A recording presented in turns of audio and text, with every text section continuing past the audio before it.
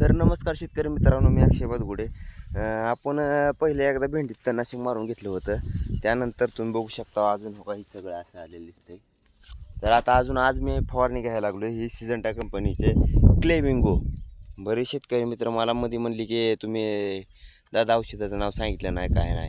ही क्लेविंगो Syngenta कंपनीचं भेंडीवर जरी गेलं खाली बुडात तर काय होत नाही, पण शेंड्यावर जाऊ देऊ नका शेतकरी मित्रांनो. आणि आज आपण काल भेंडी तोडलेली आहे. मग आज काय दुसरं काम नाही, त्यामुळं आज आपण ह्या गवतावर ही क्लेविंगो सिजंटा कंपनीचे फवाराला चालू केलेलं आहे. तर ही गवत काय ताप येत नाही, पण पुन्हा मित्रांनो आपल्याला कांद्याला रान पाहिजे.